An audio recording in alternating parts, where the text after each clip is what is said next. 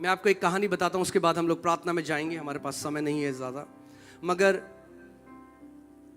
एक परमेश्वर के दास हैं, वो एक जगह गए मीटिंग करने, और वहाँ पे जो पास्टर थे उस चर्च में, उन्होंने कहा कि हमारी चर्च में एक यूथ का लड़का है जो अपनी आखिरी सांसों के लिए लड़ रहा है। वो वेंटिलेटर में है और सांस भी ऐसे लेता है, एक बार सांस लेता है, फिर 3-4 सेकंड तक उसकी सांस नहीं आती, फिर सांस छोड़ता है। और डॉक्टर कह रहे हैं कि अब मशीन बंद कर दें, क्योंकि वेंटिलेटर की वजह से वो सांस ले रहा है और वो बच नहीं सकता। उन्होंने कहा मेरे को जल्दी से वहां ले जाओ हॉस्पिटल में। तो हॉस्पिटल में ले गए। डॉक्टर ने कहा 2 मिनट है आपके पास। और वो जब अंदर गए, हम अगर होते तो हम क्या करते, हम उसके लिए प्रार्थना करते। उन्होंने प्रार्थना नहीं करी। वहां पे उसकी वाइफ थी जो 19 साल की थी। वो दोनों बहुत यंग थे। वो 21 साल का था, उसकी वाइफ 19 साल की थी। उन्होंने उस 19 साल की जो उसकी बीवी थी उसके पास अपनी चेयर को लगाया और बोला, बेटा मेरे पास 2 मिनट हैं, ध्यान धर कर मेरी बात सुन, क्योंकि अगर तू वो मानेगी जो मैं तेरे को बता रहा हूं, तेरा पति मरेगा नहीं मगर जिएगा। और आज मैं आपको, अगर आप मेरी आवाज सुन रहे हैं, मैं आज आपको वो बताने आया हूं। मैं आपको वो चीज देने आया हूं जो कभी फेल नहीं हो सकती, जो परमेश्वर का जीवित वचन है। यीशु ने कहा स्वर्ग और पृथ्वी टल जाएगा, मगर मेरे मुख से निकले हुए वचन का एक बिंदु भी ना टलेगा। आप भजन संहिता 118 का 17वीं आयत लगाइए। उन्होंने उस बेटी को बोला, बेटी सुन, वचन में ये आयत लिखी है। आप एक बार पढ़िए।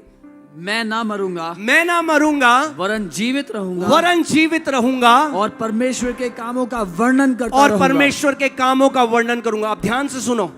उन्होंने उस बेटी को बोला, ये वचन तुझे अपने लिए पर्सनलाइज करना है। इसको बोल, परमेश्वर तेरे वचन में लिखा है, मेरा पति ना मरेगा मगर जिएगा और तेरे कामों का वर्णन करेगा। और वैसे बोलने लगी, वो रो रही थी। तो उन्होंने कहा, बेटा मेरी बात ध्यान से सुन, अधिकार के साथ बोल इसे, बोल मेरा पति ना मरेगा, वो जिएगा और परमेश्वर के कामों का वर्णन करेगा। वो बोलते, कह रहा फिर से बोल, फिर से बोल, फिर से बोल। जब तक 2 मिनट खत्म ना हो गए वो उससे दोहराते रहे, और जाते जाते बोले, तब तक बोलना जब तक तेरे शरीर में जान है, और जब तू थक जाए तो सो जाना 2-3 घंटे, फिर खड़े होना, फिर घोषणा करना। और वो चले गए। अगले साल वो उस कलीसिया में दोबारा गए, और जब वहां गए तो वहां पास्टर ने कहा, वो जो लड़का वर्शिप लीड कर रहा है वो पहचाना आपने?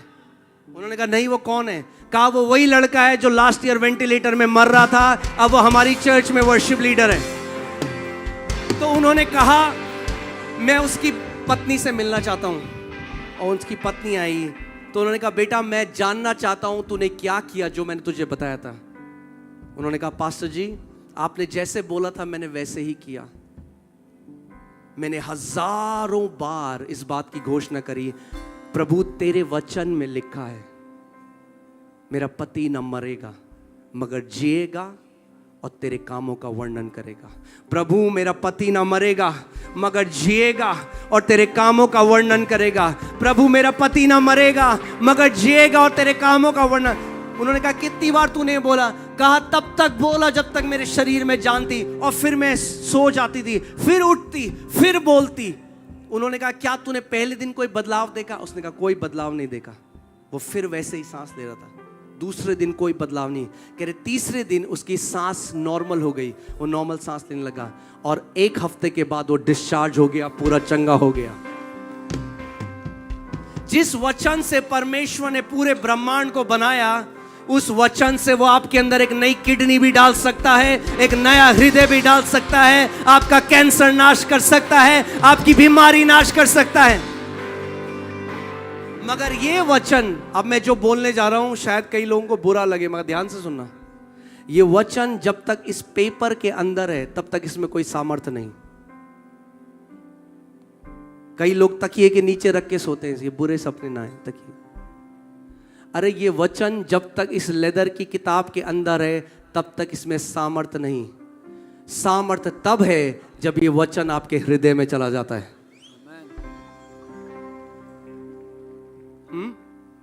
कितने लोग समझ रहे हैं मेरी बात को? ये वचन तब सामर्थ्य है। मैं आपको एक बात बोलूं, एक बीज है, मैं बेस्ट क्वालिटी का बीज ले आऊं। मैं एक सेब का बीज लाया न्यूजीलैंड से, और वो बोले ये सेब है 40,000 रुपए किलो, सबसे बेस्ट सेब। अब वो बीज लेके मैंने अपने टेबल के ऊपर रख दिया, कुछ होगा? अगर मैंने तकिए के नीचे डाल दिया, कुछ होगा? अगर मैंने उस बीज के बाहर एक लेदर का कवर बना दिया, कुछ होगा? अगर बीज के अंदर जो जीवन है वो तब निकलेगा जब वो मिट्टी के अंदर डाला जाएगा। ये जो वचन है इसकी सामर्थ्य तब निकलेगी जब ये आपके हृदय के अंदर प्रवेश होगा। आप पढ़िए रोमियो 10:8। हालेलुया।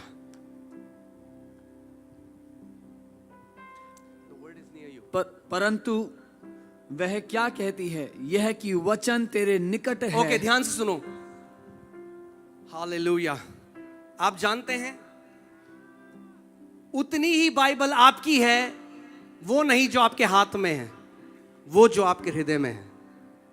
आपकी बाइबल वो है जो आपके हृदय में है, ये नहीं है। कितने लोग मेरी बात समझ रहे हैं? आपकी बाइबल वो नहीं जिसके बाहर आपने अपना नाम लिखा है। आपकी बाइबल वो है जो आपके हृदय में है, वो आपकी बाइबल है। तो अगर मैं बाइबल को हाथ में लेके चलूं सब जगह, मैं कहूं देखो मेरा बीज कितना बढ़िया बीज है, कुछ होगा?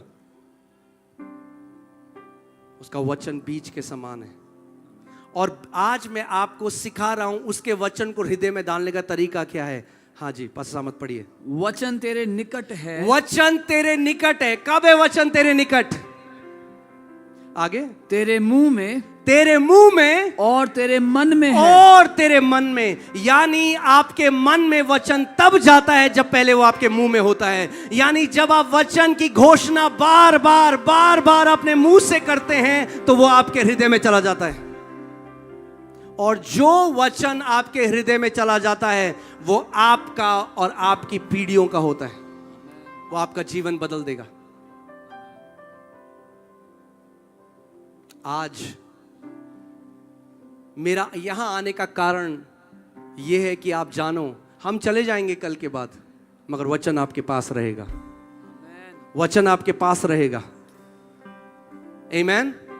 मैं यहां पर आपको वचन के तरफ इशारा करने आया हूं कि आपका उत्तर परमेश्वर का वचन है। आपकी चंगाई उसके वचन में है। आपका छुटकारा उसके वचन में है। आपकी जय उसके वचन में है। आपकी दीर्घायु उसके वचन में है। आपकी समृद्धि उसके वचन में है।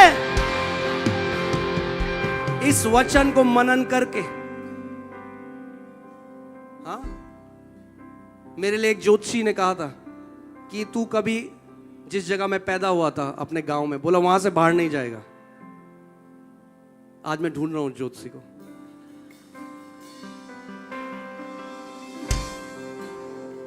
क्योंकि मैंने वचन का आदर किया। कई देश परमेश्वर मुझे ले गया और ले जाता है। क्यों? क्योंकि मैंने उसके वचन का आदर किया। मैं गरीबी से बाहर आ गया, कर्जों से बाहर आ गया, बीमारी से बाहर आ गया, डिप्रेशन से बाहर आ गया, दिमागी बीमारी से बाहर आ गया। क्यों? क्योंकि केवल मैंने उसके वचन का आदर किया। मैं आज आपको बताना चाहता हूं, चाहे कुछ भी आपकी तकलीफ हो, आपका उत्तर परमेश्वर का वचन है। हाँ, इंडिया में कई घर हैं, मुझे नहीं पता रांची में क्या होता है, मगर कई इंडिया में जगह हैं, वहां सब चीज का उत्तर है चाय। सर दर्द हो रहा है, चाय पी लो। ठंडा लग रहा है, चाय पी लो। पेट में दर्द हो रहा है, चाय पी लो। जो भी प्रॉब्लम है, चाय पी लो। तो ऐसी परमेश्वर के पास भी ना एक ही जड़ी बूटी है।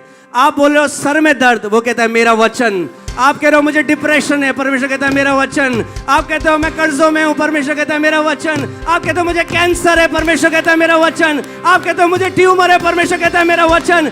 जो कुछ भी आपकी दिक्कत हो, उत्तर परमेश्वर का जीवित वचन है।